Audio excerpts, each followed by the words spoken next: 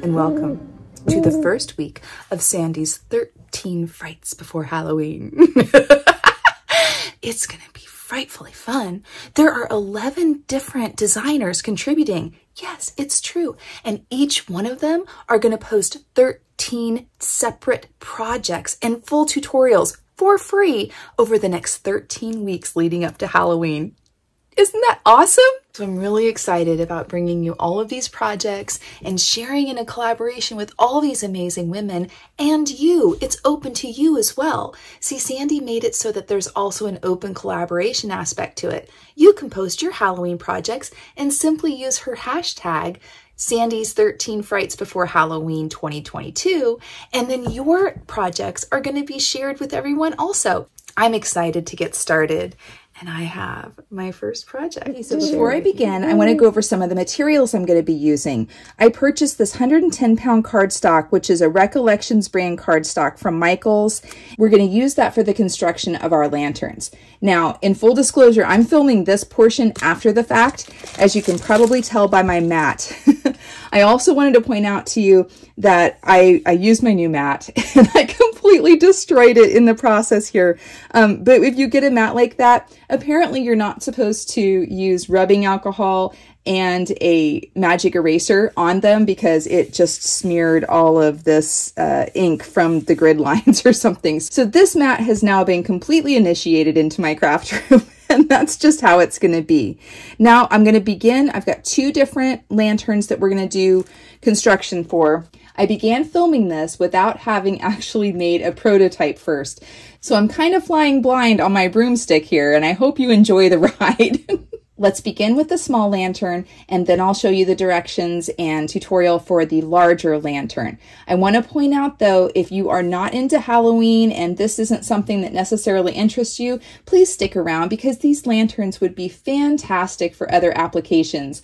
I can see winter lanterns, I can see autumn lanterns, I could even see some lanterns for summer or springtime. I just think that they're really fun to make. All right, let's get started. For the small lantern, we're going to need 3 pieces that measure 3 1/4 by 4. We're going to need 1 piece that measures 4 1/4 by 8 1/2. And we're going to need another piece that measures 4 3/4 by 9 3/4. For the 4 pieces that measure 3 1/4 by 4, we're going to score them at 1/2 inch on the 4-inch side. And then on 2 of the pieces, we're going to also score it at 3 inches on the 4-inch side. So 1/2 inch and 3 inches on 2 of them, and just at 1/2 inch on the other 2. I set those aside. And then for the piece that measures 4 3/4 by 9 3/4, on the 9 3/4 inch side, we're going to score that at 3 1/4 and at 6 1/2. Okay. And then for the piece that measures 4 1/4 by 8 1/2, on the 8 1/2 inch side, we're going to score it at 1/2 and at 3 3/4.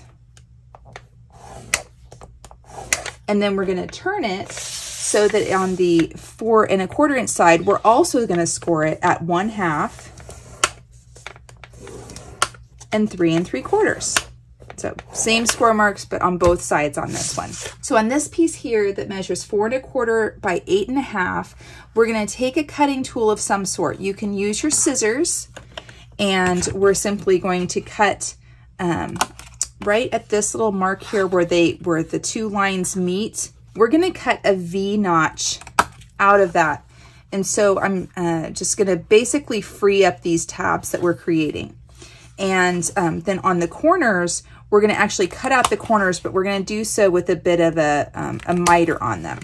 So if you can see this, I've got kind of a elongated V cut here out of the corner where I've cut that square out plus a little bit on the miter side. And then I've cut a little triangle out from the point out to each side from, you know, that score mark there on that side. I prefer to use my finger blade to do this. It's just handy for me. And so when I do that, I begin my blade in the intersection of those score marks and I just draw it out. And again, in the intersection of the score marks and just draw it out. And then I'm going to do the same thing over here for this little triangle notch, just in the intersection and drawing it out, kind of making a triangle there. And I'm gonna go ahead and do a little miter here from this side here. So once that is done, then we need to make some marks on here, because we're gonna cut out a window out of the larger rectangle piece, not the square piece. The square piece is actually gonna be the bottom of our lantern. So this is gonna be one of the sides here. And we're gonna make some marks on here on some cutting lines that we need to make. So honestly, it's a little bit easier to see if I go ahead and fold these score marks. So let's go ahead and fold them. And so what I'm gonna do is I'm gonna come over a 1/2 inch on either of the sides. So I'm basically laying my 1/2 inch mark here on my ruler right on top of that score mark that I just folded. And then I'm just gonna draw a line with my pencil, okay? And then on the other side, I'm gonna do the same thing. So I'm gonna put that 1/2 inch line right on top of that score mark that we just folded and burnished, and I'm just gonna draw a line, okay?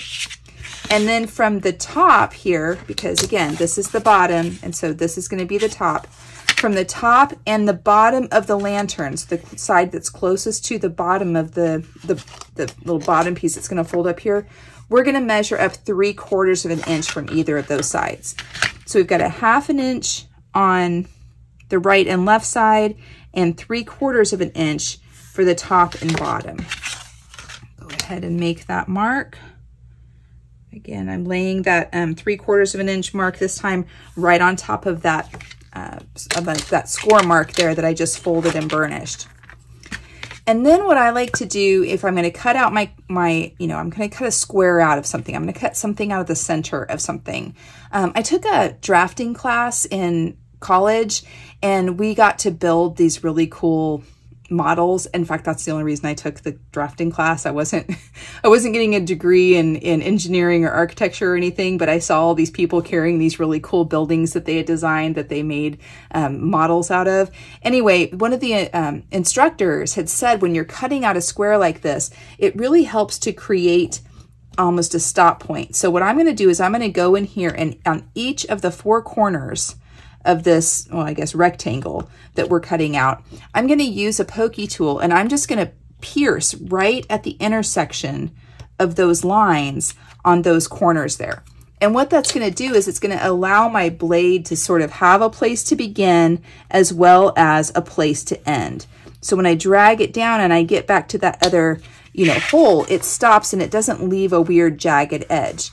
Now, if you're not comfortable just cutting directly onto it without some sort of a guide, it's super simple to just lay your ruler down. And I line it on the lines, but I'm really looking from the hole that I just made to the hole that I just made. And one of the things I like to do when we're dealing with like dark paper and it's hard to see is accentuate those lines, those marks where those holes are. So we'll put our ruler down here.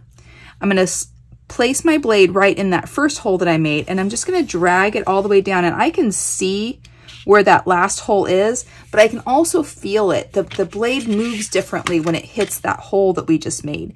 It almost stops on its own at that place, or there's just not as much resistance there. And it's just a really nice way to keep from cutting beyond the mark that you intended to, and it gives you a really nice clean cut when you're cutting something out like this.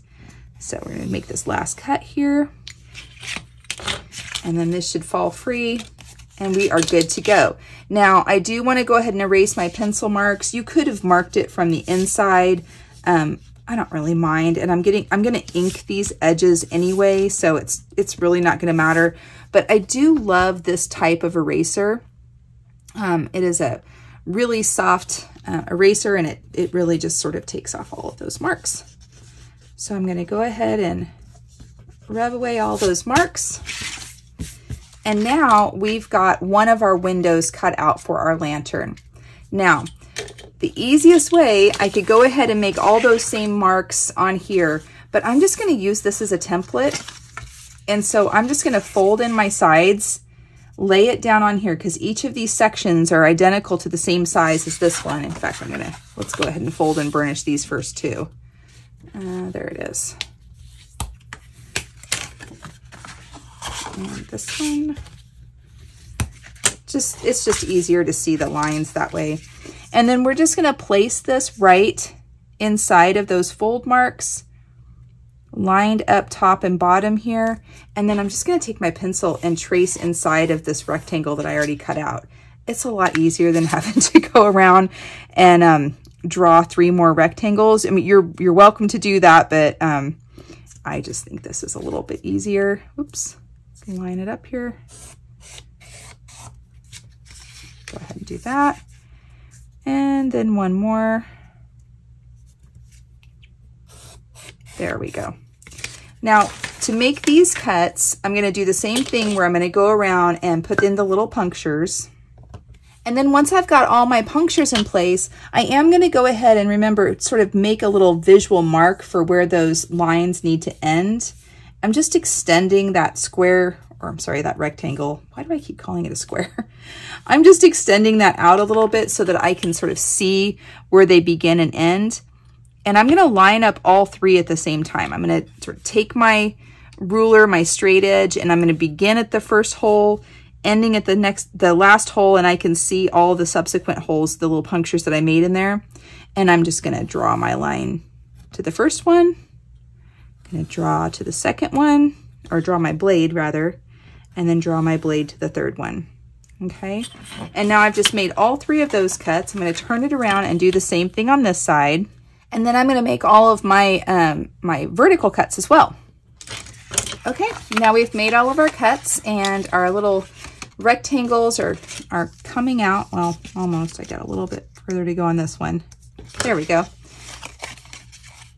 And that one's fine. We'll just pull him out. Okay, so we've made all of our rectangular cuts out of there. These are the windows that are going to allow the light to shine through for our lantern. I'm going to go ahead and erase all of my pencil marks. And once we've gotten all of our pencil marks off, let's go ahead and set this to the side. And we are going to address these 4 pieces here that are going to make the top of our lantern. Now, 2 of them were scored at 1/2 of an inch and at 3 inches, and 2 of them were just scored at 1/2 an inch. And in my cutting guide, there is going to be this template. And I know it's not drawn on a CAD program or anything like that. This is literally just some hand-drawn templates that I have. They are to size, right? So this is the exact size of the pieces that need to be on here. So I've got 2 of them for the small lantern and 2 of them for the large lantern. And you can do this one of 2 ways. The first way is to go ahead and cut these out, use them as a template, and trace onto these pieces so that you know where your cuts are going to be. And so I'm going to show you that first, and then I'm going to show you how I did it. Because I feel like if you know how I did it, then you can make them different sizes for different applications. And so I'm going to go through the first way, which is just, this is how we're going to cut it out. We're going to trace it. And then I'm going to go the second way. I'm going to kind of show you how I came up with that. So the first thing we're going to do is we're going to cut out each of these templates. Okay, so once we've got our templates cut out, I'm going to use the hole punch to cut this hole out. I'm just going to line it up with the hole that I have lined up on the template and go ahead and, well, maybe cut it out. I got it snagged here. Hold on. Goodness. Well, sometimes that happens. This is thinner paper too. So, and then we're also going to cut, there's a slit that we need to cut out of this one. And how I do that is I just cut a straight, straight down the middle of that marking here. And then I'm going to cut on either side of that marking. and just kind of press my blade down to get the top and bottom cut out. Make sure that's all cleared. If I need to, I can take my scissors in and sort of clean up any edges that I didn't get straight, like this one right there. There we go. And then we are going to miter these corners here, but I'm not necessarily going to cut those out. I'll show you how to do them on here as well. So the pieces that have only one score mark on it, that is for these pieces that are sort of, I'm going to call them the triangle top pieces, because this is more of a triangle shape. And the pieces with the 2 score marks, that's going to be the one with the party hat shape. That's sort of like a ball on the top here, right? And so we are going to lay these pieces on here because, like I said, they are to scale, or at least pretty close to scale. And you're going to line up the dotted line with the score mark here. And I'm just going to take my pencil and I'm simply going to draw around this template. Get that inner circle in there drawn. Draw these down, and then I'm going to cut this out with some scissors. So it looks like I didn't line up my template very straight. The cut is going to go from the fold line here to the fold line. Okay, so just like that on both of them. And then we're just going to cut out this sort of circle shape here at the top.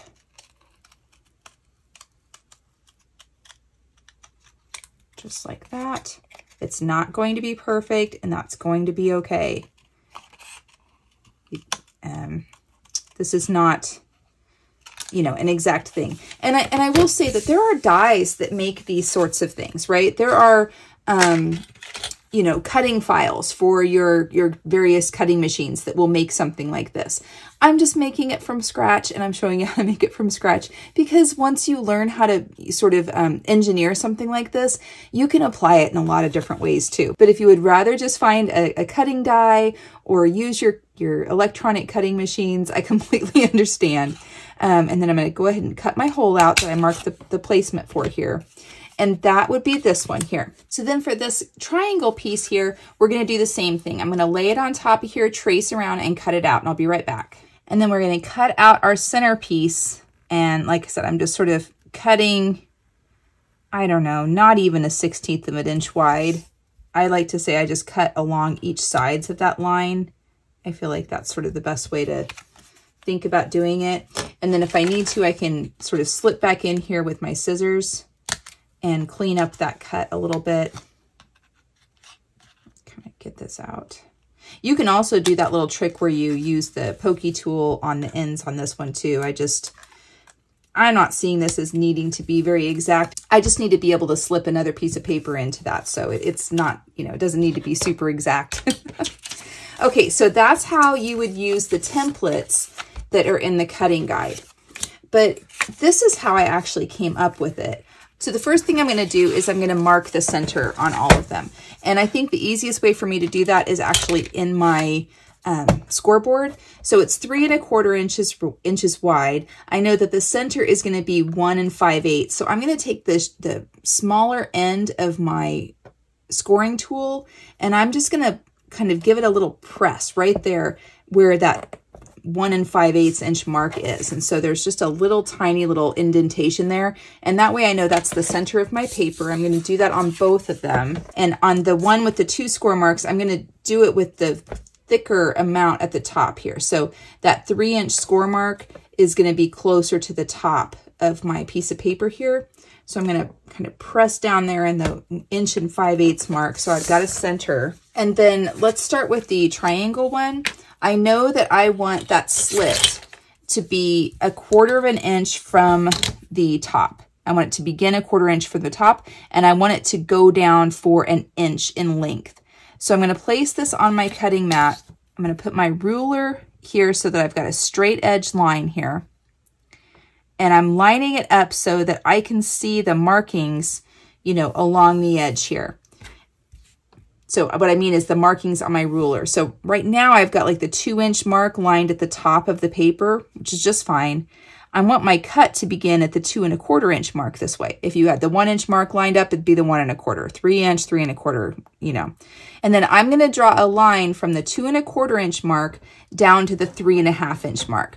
That's going to give me the 1 1/4 inch line that I need. I think I said 1 inch earlier. It's supposed to be 1 1/4 inches.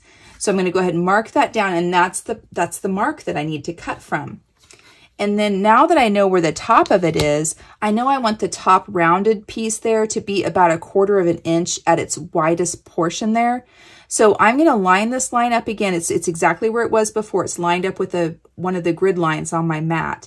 And I'm just going to eyeball between those 1/4 inch marks so that I'm going 1/8 inch on either side. And that's where I want the end point of my cut to be when I'm cutting up. And the cuts are going to be from the fold mark to that line that I just made. So all I'm going to do is I'm just simply going to lay my ruler down here and draw a line with my pencil, lay my ruler down here, draw another line with my pencil, again, going to that little tick mark that I made, from the tick mark I made down to the score mark. And now I have the shape that I need. I'll just need to take my scissors and sort of round off that tip there. So that's how I came up with that, the shape before making the template. And actually the template that's included in the cutting guide is nothing more than one of these that I cut out and traced onto a piece of paper and then scanned in. So they are not, you know, there's flaws in it. It's not perfectly centered. It's not perfectly rounded, but that's okay. It's totally fine. So once I go ahead and round this, the top of this, the peak of that, then all I need to do is cut out that slit. And I'm going to do it just the same way I did the other ones, where I'm going to lay my blade on either side of that line and just draw it down so that I've got, you know, I don't know, it's not even 1/16 inch, maybe 1/32 inch, although this one I got a little bit wide. This one might be closer to 1/16 inch, but it just needs to be wide enough to be able to slip paper into. That's all you need to be able to do. And I'll take my scissors and clean it up. Just like that, and did I get this one? It's being stubborn. Sometimes that happens. Make sure you have a sharp blade in your X-Acto blade or whatever you're using to make these cuts with. It really does make a difference. Okay, so now I've got the exact same thing here, and I just made it, you know, by measuring over, finding my center, creating my sort of triangle shape, and then drawing a line to make that slit in as well. So that's how I did the triangle shape. How I came up with the looped shape here, there's nothing scientific about it. I used this container of replacement pins for my glue bottles that I purchased at Country Craft Creations. The circle on the bottom just seemed to be about the right size. And literally what I did is, remember we made that little center tick mark on here. I sort of lined this up with the center tick mark, and then I made sure that it was centered left and right, because it's sort of hard to do with the circle thing. And I found out that it really needed to be just a little bit past 1 inch on either side. And once I sort of had it eyeballed in the center like that, I pressed down on it, and then I just drew around the circle, and that was my shape. And how I determined where the score mark was is I wanted to come into that circle shape just a little bit. I didn't want the circle to be, you know, complete. Obviously, I need it to attach in some way. So that's how I sort of came up with the measurements on that. I don't know if that helps or if you're even interested in that, but sometimes, at least for me, because I geek out over stuff like this, I like to understand the process about, you know, kind of the thinking behind how things were made, because then I can apply it in different ways. And so hopefully that'll help you with that as well. And then as far as the angle lines on these are concerned, where the circle intersects with the score mark here at the top, that's my end point. And then I go back down to either one of the ends here of the score mark, right? So I'm going to line my ruler up where the circle intersects with the score mark at the top, and I'm going to line my ruler up where the score mark comes to the edge of the paper for the bottom here. And once I've got those two lines, you know, lined up here, again, I'm just going to come in with my pencil and make a mark on either side.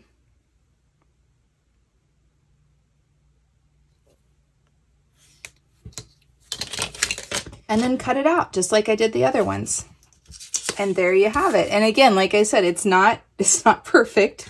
This is not a perfect circle. You know, I didn't use a die or a punch or anything, you know, perfectly round to make this. I just sort of free-handed it, traced some stuff, drew some lines, and cut it out. So then the hole that I used in there is I have this little 3/8 of an inch hole punch that is by EK Tools, and it works really well. And so I simply just, again, eyeballed it in between here, sort of found a little bit of similar reveal on either side and gave it a punch. What I would normally do is I would punch the first one and then lay it on top of the other one to trace it. Since I've already punched this one, I'm going to do that because I don't want the holes to be so far off that they don't line up. Again, it's not about being perfect on this, but I want it to be at least, you know, relatively close. Let's just say that. So now I can see the line I made with my pencil, give it a little punch.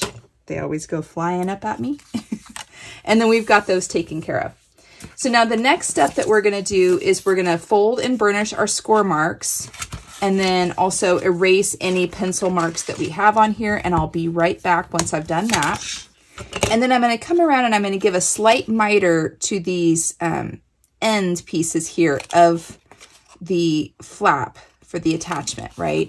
So this little flap here that's going to attach on, I'm just going to give it a slight miter. You'll see on the diagram in the cutting guide where I sort of illustrated that with the shaded portion of these. So that just gives you an idea of where I'm making those cuts. And once those are completed, we're ready to sort of start playing with some inks. And I want to do that before I put my inserts into there as well. The film paper inserts, the really cool inserts like that. Once we've folded and burnished and cleaned up our edges, we're actually going to do some inking and some stenciling. And you can do these any way you want. You can use pattern paper to decorate them. You could make them out of pattern paper. You know, it's you know, may not be quite as strong as this cardstock that I'm using, but you can make them out of pattern paper. The way that I'm going to do this is I'm simply going to use the black paper and I'm going to try to age it and give a patina of sorts. And I'm going to use some of this gold ink here. I'm going to use some of this Brutus Monroe detail ink in the black raven color. And then I'm going to end up coming over the whole thing with some glitter kiss at the end. Now I've got my new glass mat here, which I'm really happy with. And I've also got some clear embossing powder. I've got a little brush to brush away some of the embossing. And I'm using this bat stencil that I had purchased a while back. I think I showed it in one of my haul videos. The first thing I want to do is I want to stencil the bat images and emboss them before I go over everything with the gold ink. And that's only going to be on these 4 pieces here, on these 4, you know, top pieces, because I want it to kind of look like we've got bats flying out the top of it, which I thought would be kind of fun. And again, none of this is necessary. You don't have to do this at all.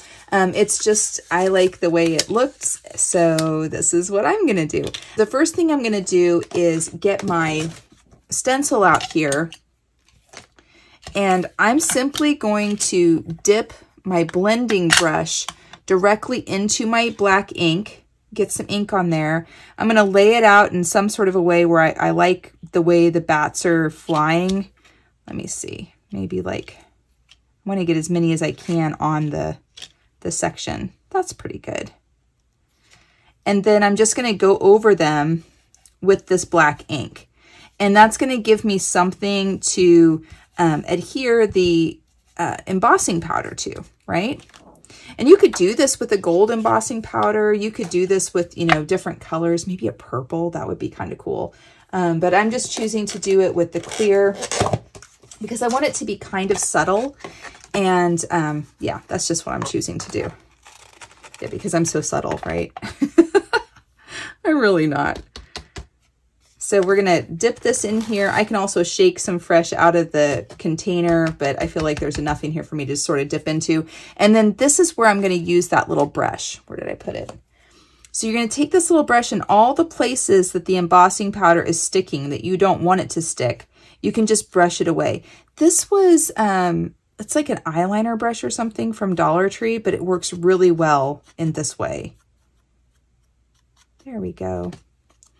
And once I've got that done, then I'm going to go ahead and use my heat tool. And my cord's really short, so I can't really fit it into the camera area from where it has to plug in. But I'm going to try to do this on the camera. It's just going to be kind of hard. But you just simply, you know, hold that on those places where that embossing powder is until it sort of melts away into place.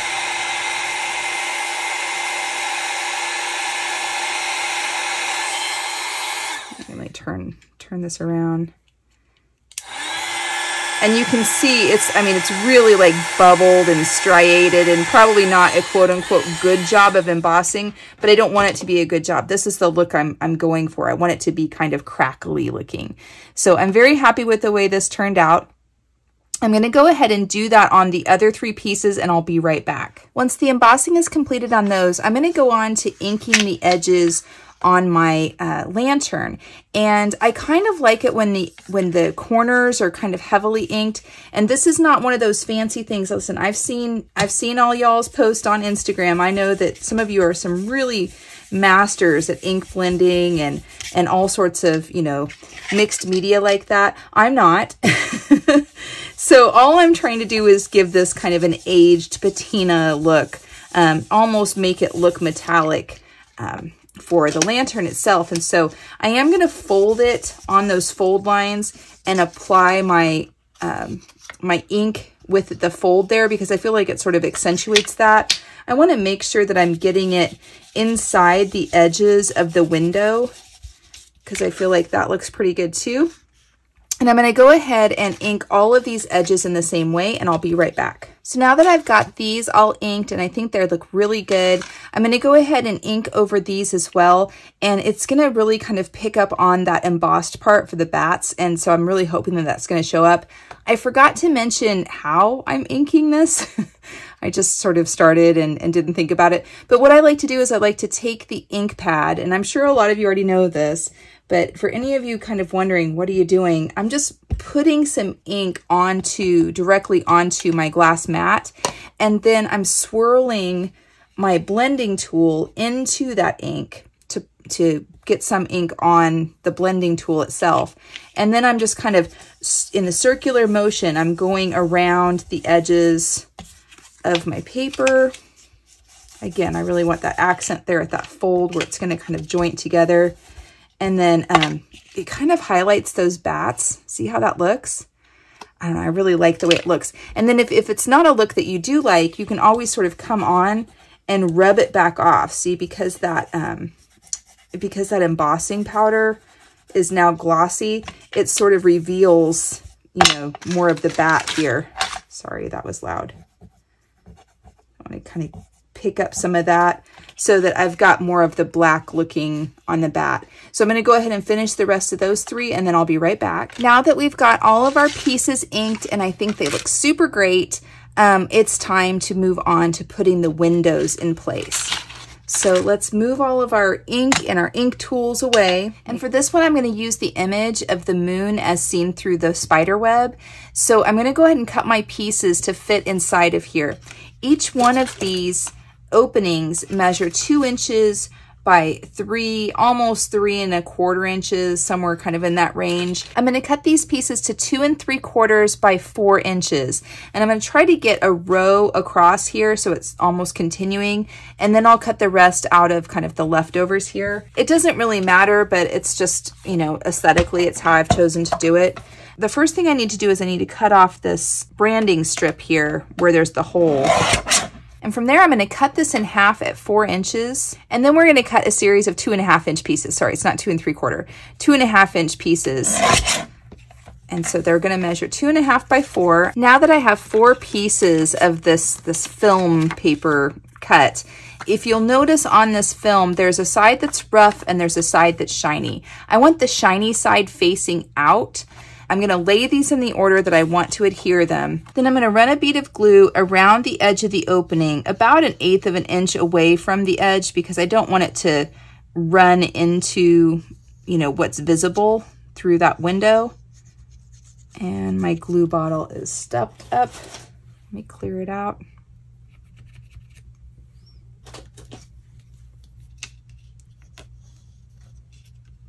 But if some of it runs out, it's okay. It's not going to be a big deal, right? And then we're going to take our piece, and I'm going to make sure that I've got the rough side up, shiny side facing out. And I'm just going to lay it down. Take a soft cloth, a paper towel, a dried out baby wipe, whatever you have around. I have this microfiber cloth that I use for pretty much everything. And just sort of run it around the edges, wiping up any excess glue that may run out. And that's it. And so we're going to do the same thing for the other 3. Now that these are in place, we're going to connect the panel of 3 to the panel of 1 so that we've got those together. And I'm simply going to fold this back. And it doesn't matter if you attach it on the right side or the left side. You just want to attach it to that series of 3 so that it can make a series of 4, right? So how I do this is I just, once it's kind of folded back, I sort of butt them up next to each other. And I'm making sure that the top is lined up. And then I'm just going to lay this piece right on over the top. It's sort of, you know, encases that, that photo paper in between it. So once we've attached this so that we've got our 4 panels across here, the next step is going to be to attach our top pieces.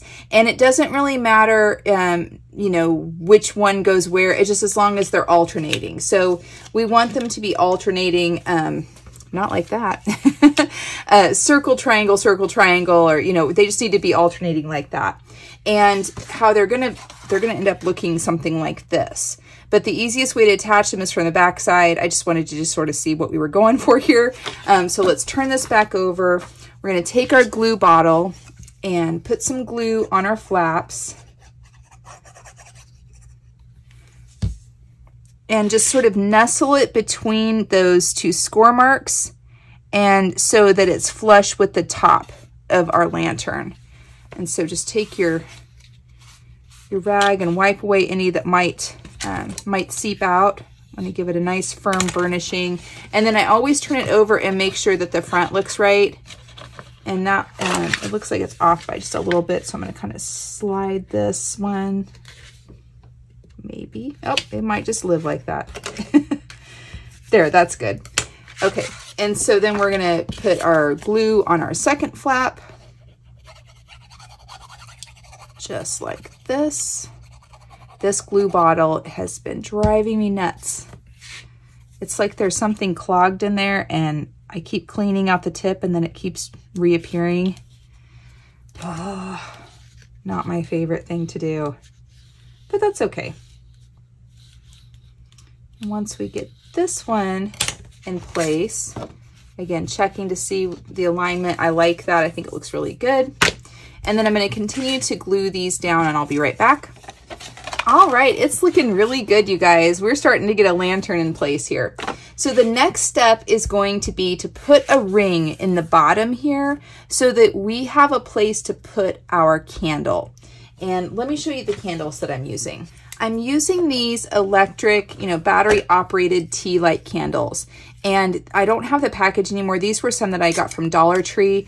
They come with a little film strip here that keeps the battery from engaging. So when you get it, the first thing you have to do is pull out that little film strip, and then it will operate once you turn it on.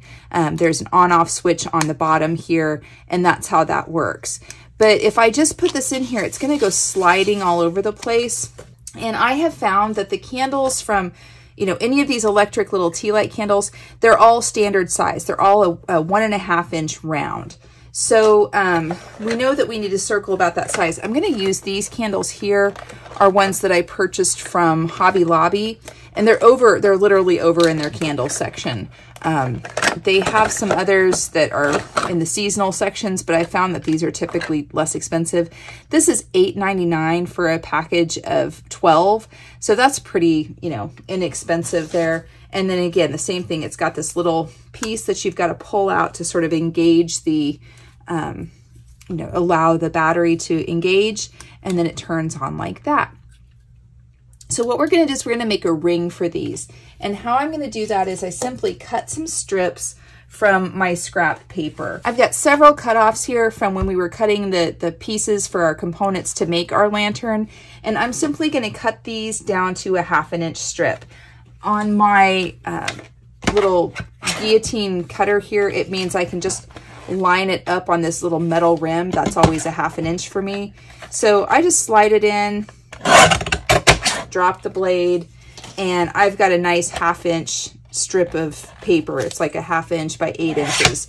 It doesn't need to be 8 inches. I'm just not going to bother with trimming it down. This is good enough. And then the next thing I'm going to do is I'm going to wrap it around my candle. Whatever candle it is I'm going to use, I'm going to wrap it around. And I'm going to give myself a little bit of room. You know, I don't want it to be too tight. And then I'm going to start adding some glue. And just put some glue on this little leftover strip here that's hanging out. Wrap it on around. Continue wrapping it. I can slip the candle out. And then I'm just going to take a couple clips. Let's see. And it's not going to look real round at first. We'll shape it up here in a little bit. Make sure I got some glue to that edge here. I didn't.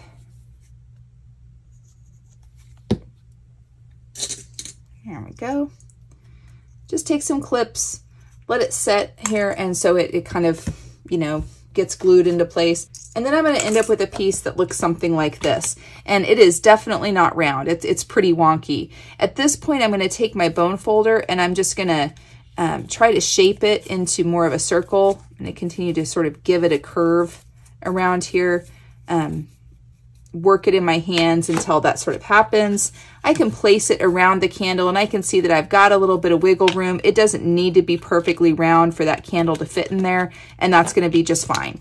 So I'm going to take my glue bottle. I'm going to center my sort of circle best I can, and I'm going to take my glue bottle and I'm running a really thick bead of glue all the way around the inside and outside of this ring that I've made. Yes, it's sloppy. I mean, full on sloppy with glue, right? Maybe get that better round. I'm just gonna set that in place here, hold it for, oh, I don't know, maybe 20, 30 seconds. And then once it feels like it's kind of catching, like it's definitely catching right now, I'm gonna leave it alone. That's just fine. And I'm going to set this whole thing aside while I work on some of the decorations that we're going to use for our lantern. And just, you know, kind of let this dry just a little bit, right? So set this aside a little bit. A couple of the things that I'm going to put across our lantern to decorate it is going to be some lace. And then I found these spools at the Dollar Tree, and I thought they were really cool. This one has spider webs all along it. It's really kind of neat. And this one has a slew of spiders. Ooh, they're all creepy crawly. So I'm going to use these as well, but I feel like this lace is too bright. I want to kind of darken it up some. So I'm going to go back to my glass mat and the ink and see if I can't do something with that there. So I've brought my glass mat back into play here. And the first thing I'm going to do is I'm going to kind of just roughly measure a length of this lace that's going to make sure that it's going to fit all the way around my lantern. And that's about it roughly. I'm going to fold it in half so that I've got two lengths because I want one at the top and one at the bottom. And go ahead and cut those, and I'll give you guys a measurement of it, you know, because why not, right? So they're about 15 inches long. So, you know, you can just cut two lengths about 15 inches long, or you could buy some lace that's already looking kind of the way you want. I just didn't have any like that, so I'm going to modify it. And how I'm going to modify it is I'm going to take my black ink, I'm going to lay the lace right on it, and I'm going to use my blending tool to just sort of press it into that black ink. And I'm going to run it all the way along here. You could tea dye it. You could do any number of things to it that would probably be smarter and easier than what I'm doing, but this is what I'm doing. So, and it works. And then I'm going to go back over it again with some of that gold ink as well. And I think it's just going to give it this kind of really spooky, aged, you know, old kind of look to it. And that's what I'm going for. So let me get the other one through the black one. And once I finish dragging it through the black ink there, then I'm going to just take my gold ink pad and I'm going to go directly over the top of it. I feel like let's just smush it in, you know? I think that's going to look great. So I'm just sort of going over it with a little bit of this gold ink. And I'm liking that really dirty, grungy, old look that it's giving it. It's kind of creepy even. There we go. There, I think that looks really good. And then once I get the lantern put together, I'm gonna run that around the top and the bottom, and then we're gonna come over it with some of this other trim as well. Let's go ahead and set this aside. I think this is, you know, at least set enough to where it's not gonna wiggle out of place. And so I'm gonna put my glass mat aside. I'm gonna get our ribbon out here, or our lace out here, because we are gonna use that. I keep baby wipes around, and they're just really great for sort of times like this where I don't wanna have to go to the sink and actually wash my hands, but I don't wanna transfer a lot of that ink and stuff on everything either. So that'll do it. So now we're ready to really assemble our lantern, and it's going to be super simple. The first thing we're going to do is we're going to fold back this little flap that's the closest to this row of 3, and we're going to put some glue on it. And then we're going to bring it forward, just lay it on top of the panel next to it. Press it down. I'm gonna use my bone folder, and then I might have to come back over and wipe up anything that might seep out. I'm making sure that my edges are lined up down here, so I'm flush at the bottom, and I'm just giving it a nice firm pressing. And then I'm gonna do the same thing with the next one. So the next one in line here, the next flap from the bottom in line here, I'm just gonna put some glue here on the bottom, on that flap, and I'm gonna sort of roll it onto the next panel. Again, making sure that the bottom is lined up. The bottom of the panel is lined up with the bottom of the bottom. They're all lined up here at the bottom. Looks like I might be off by a little bit. Let's push it back. There we go. That's good. And then for the last one, we're gonna glue this flap and this flap at the same time. And so what I like to do is just put a little bit of glue behind the one that's underneath the flap next to it. Just hold it for a second so it sort of sets. And then put your glue on both of these flaps, the one on the side and the one on the bottom. And then just roll it on over. Line up your edges, bottom and the side, and just hold it for a little bit. It takes a while for that glue to catch sometimes. Once it's starting to catch a little bit, then you can turn it over and you can reach inside with your bone folder and give both of those seams a little burnishing as well. So just kind of running along that seam on the side as well as the seam on the bottom. And we are good to go. Our lantern is together. We've got our little ring in the bottom to hold our candle. Oops, I pulled on it too soon. Hold on. You're not gonna pull it open like that. I wanted to show you and pulled it too soon. Okay, press it back down. There we go. So now we're good to go. I think we can go ahead and start putting our lace around and our other decorations. That ring is not completely dry yet, but it's not going anywhere. It's not moving. So I'm not worried about it personally. And I'm gonna just kind of come around here with this lace. And instead of using my art glitter glue, I'm gonna use this Beacon 3-in-1 glue. I think with some of these heavier things, especially when we're dealing with fabric, it just tends to hold better. But it does take longer for it to dry, so you have to be a little careful with your drying time on it. You don't want to move it around too soon. And I'm just going to lay this lace down here.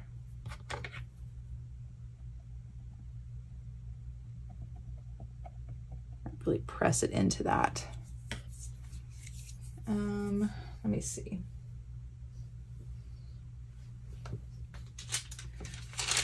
I keep some parchment paper around for times like this because it won't stick to the parchment paper and it allows me to spread out that glue without getting it on everything.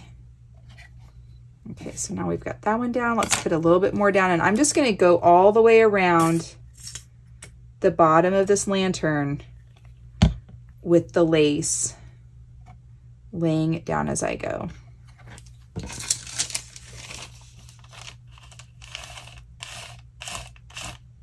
There we go. I like it. And then I've decided that I want to put the spiders along the bottom. They're going to be crawling up. Just crawling up. I don't want them to be seamed at the same place. And I kind of want them to come up a little bit. So maybe we'll start it there. Put some more glue down. Oh, that's a lot of glue. That's probably more than I needed.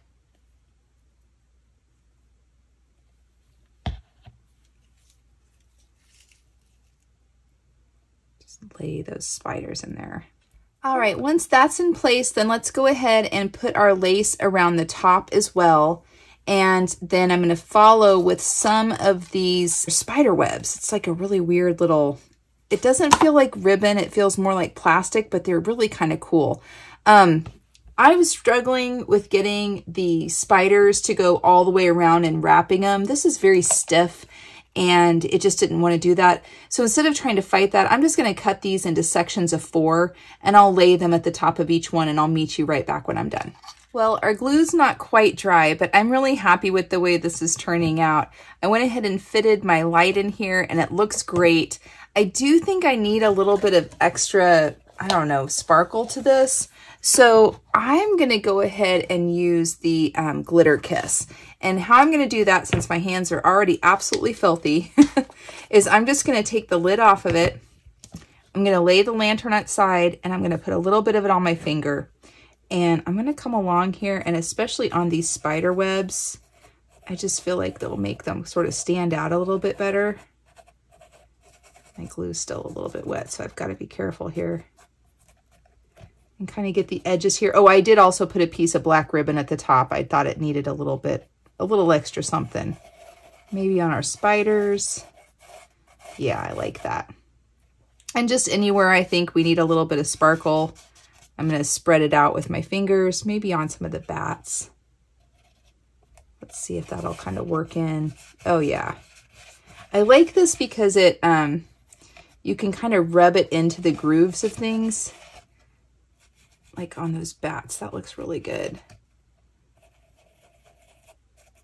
And so I'm going to go around here and sort of put it on and rub it off until it gets the patina and the texture that I'm looking for. All right, I've gotten all of my glitter elements on here. I think it's looking super cute.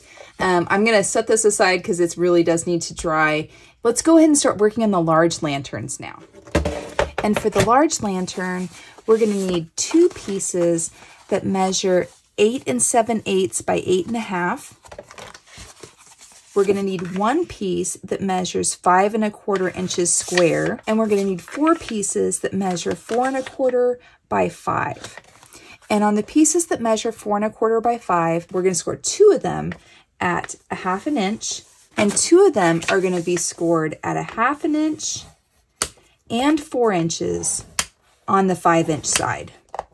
And then on the piece that measures 5 1/4 inch square, we're going to score this at 1/2 inch on all 4 sides. And this is the bottom of our lantern. On the 2 pieces that measure 8 7/8 by 8 1/2, on the 8 7/8 inch side, we're going to score this at 3/8 of an inch and 4 5/8.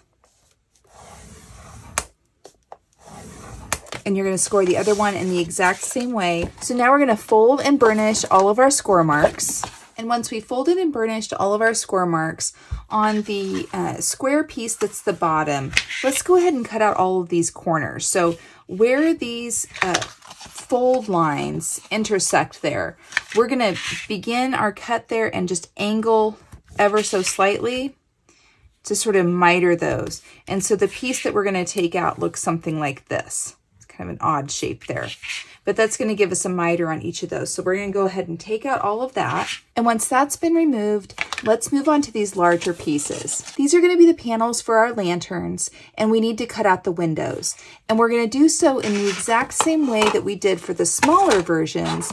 And by that, I mean we're going to mark lines that are a ½ inch in from each side of the panel and 3/4 inch in from the top and bottoms of the panel. So I'm going to take my little pokey tool and I'm just going to puncture holes at each of those intersections on all 4 corners of that rectangle that we're going to cut out. You know, so everywhere that those lines intersect, I'm going to go ahead and poke those holes.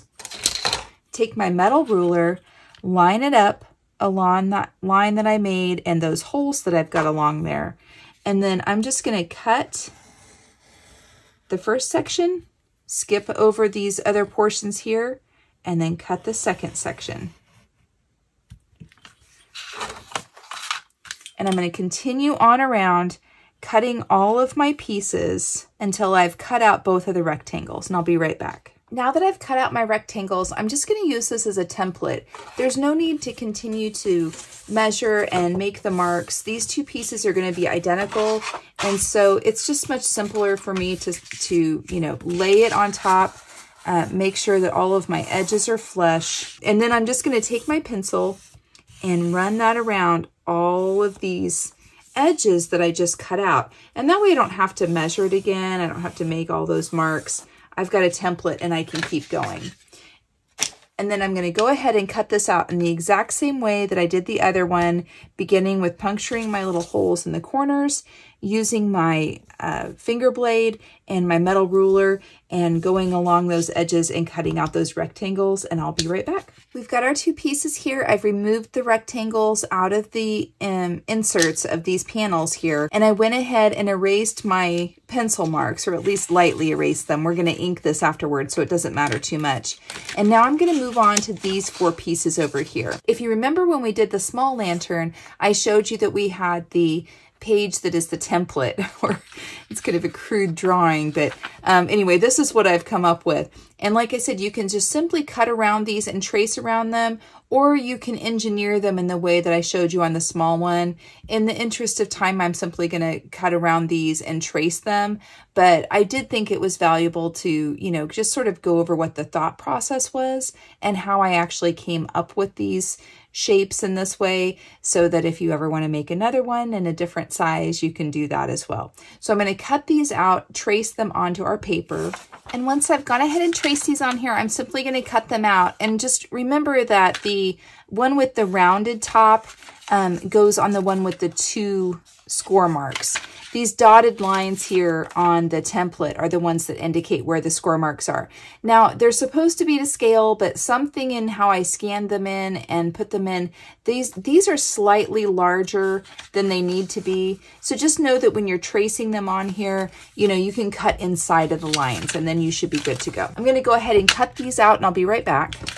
Now that all of our pieces are cut out, they're ready to be inked. I'm going to ink them in exactly the same way as I did the smaller ones, laying down some ink onto my glass mat and then using my blending tool to sort of swirl it into the ink, picking it up, and then onto the pieces themselves. I'm going to go ahead and ink all of these and I'll be right back. Now that I've gotten all of my pieces inked, I did choose not to do the embossing with the bats on the tops of these. I'm going to go for a slightly different yet complementary style with the larger ones. And also I'm a little tired and I already showed you guys how to do that embossing feature with the bats on there. So I felt like it might be a little redundant. Now it's time to insert our window pane, so to speak. And we are using the same paper collection, which is this collection from, oh gosh, I think there's quite a glare on there. Sorry. It's this collection from Recollections. And these are the papers I'm going to use for this one. I'm trying to reduce the glare as much as possible here. This one is like a bunch of birds flying in the sky. And this one here is just a really spooky, you know, scene of trees. So I thought that would be really neat. So we're going to cut these down to 4x8 sheets. I'm going to glue them in exactly the same way as I did the other one, and I'll be right back. Once those have been glued into place, now it's time to go ahead and attach all 4 of these panels to each other.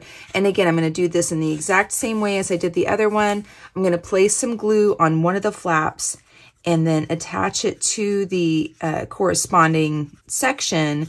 And then we're gonna just burnish it down and make it as one. You know, I wasn't able to cut this out of a singular sheet. I wasn't able to cut the other one out of a singular sheet either, but I was at least able to get 3 panels out of the smaller one. This one, we just have to couple them up so that they make a longer panel. And I forgot to miter these. I do think it's helpful if you miter the edges of the attachment piece. It just lines up a little bit better. You would typically do that before you glue them down. But if you are like me and you forget, there's always a workaround. There's always a way to fix it, right? We're going to turn it over and just check to make sure we're straight, and we're really not. Let's put some more glue on here. There we go. That works.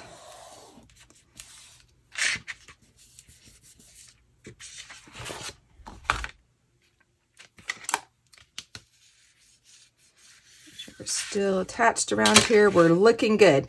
Now it's time to go ahead and add our bottom piece on here. And like I was saying, on the other one, I was able to sort of build that into one of the panels.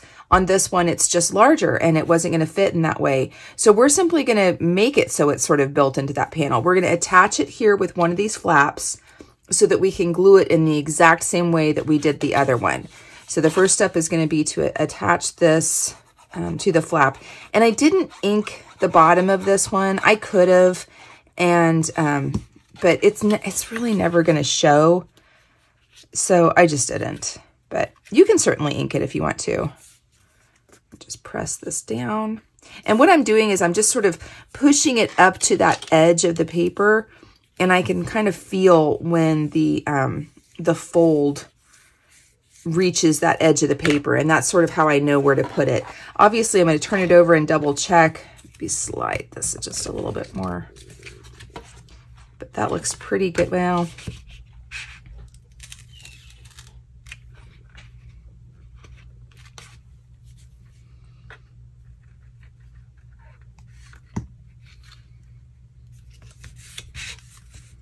and you can really kind of tell when that when that's in the right spot. I got a little glue seeping out, but I think it's looking really good. Okay, so now let's go ahead and add our ring so that it has a little bit of time to dry. And again, I did it exactly the same way as I did the other one, where I loosely wrapped some paper around the candle base so that I could make sure that it was, you know, wide enough to be able to slip the candle in.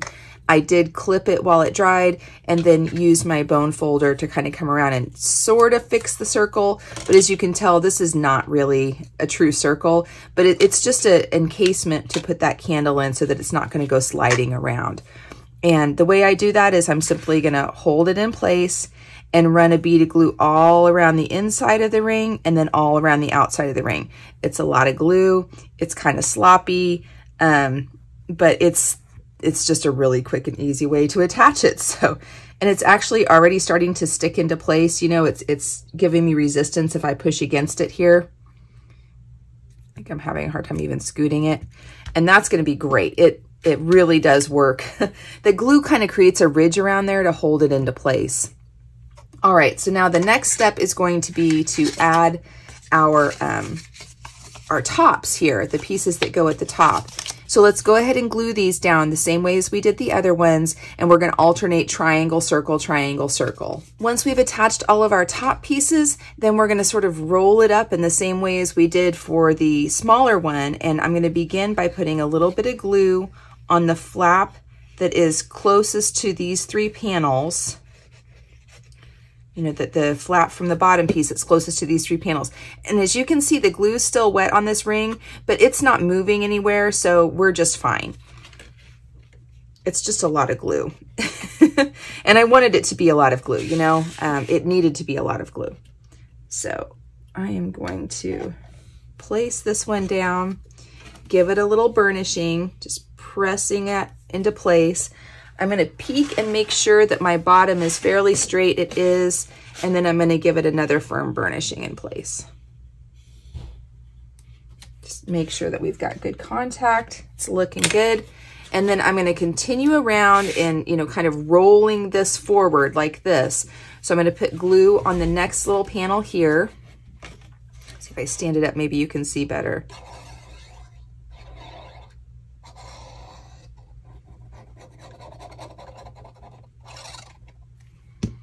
And then I'm going to roll it into place.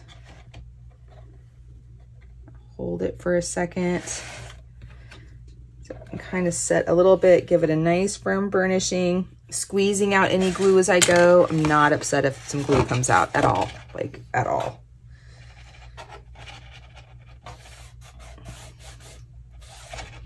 There we go.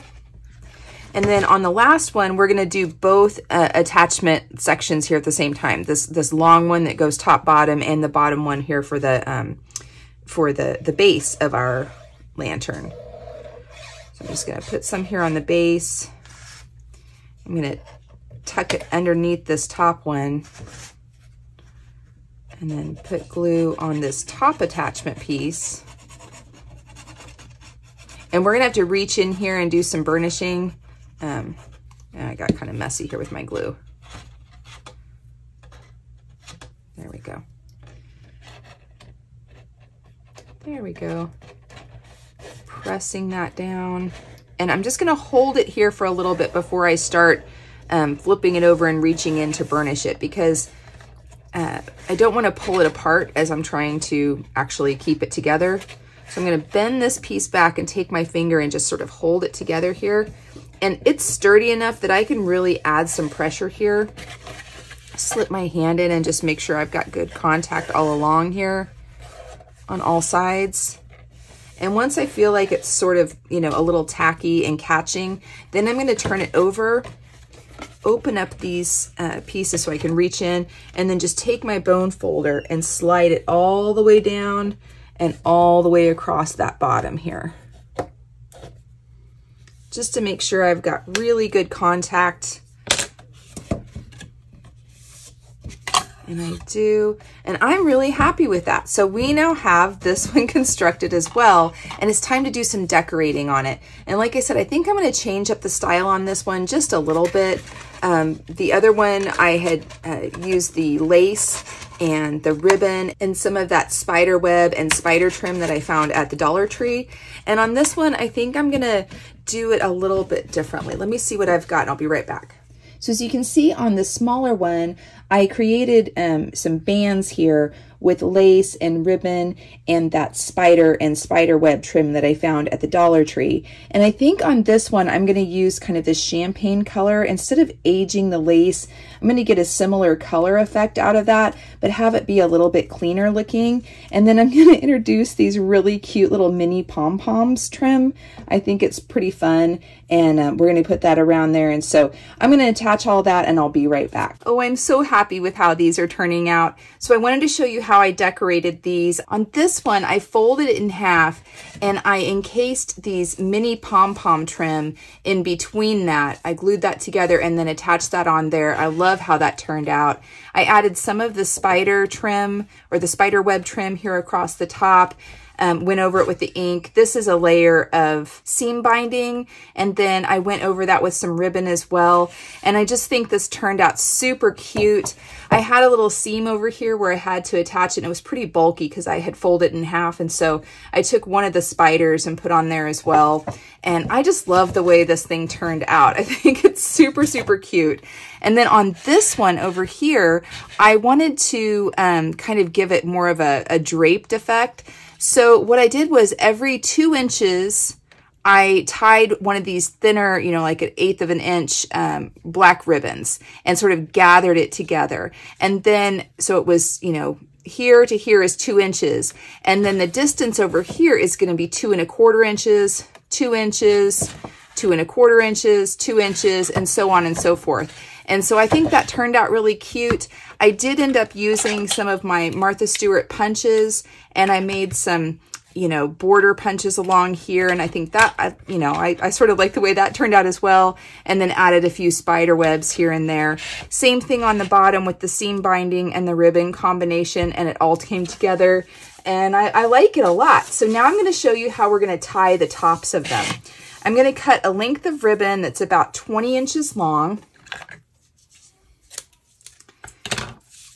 I'm going to go ahead and get my candle and put it in.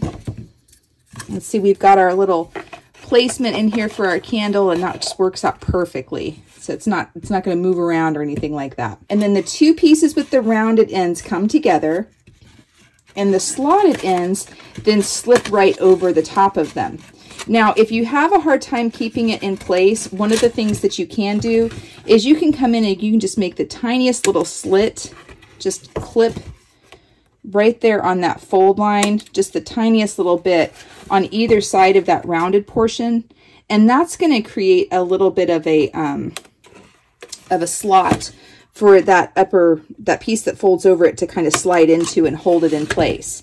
So we're going to put these together, slip this over, slip this one over, and then if you can see, you can kind of pull those into those slots you just made, and now it's locked into place there like that. I hope you can see that. Maybe I can raise up my camera. Hold on.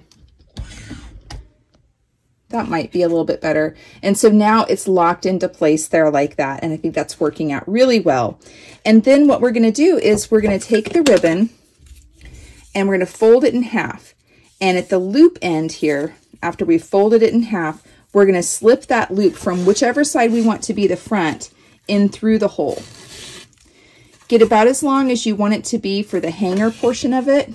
So that's about how long I want it to be. And then I'm going to slip this through almost like a slip knot, but I'm not going to pull it tight. I'm going to keep it, I'm going to keep that slacked, that you know, loop slacked up like that. And then from the back side, I'm going to bring these 2 tails around to the front. At the bottom portion of that circle, you know, shape there, kind of holding them in place. And I'm just going to tie them. I'm going to do a double tie on that, kind of like a little square knot here. And that's it. And now I've got a little handle here to hang them from, and I think it turned out really cute. Let me go ahead and show you how they're going to look in my house. I'm super excited about it.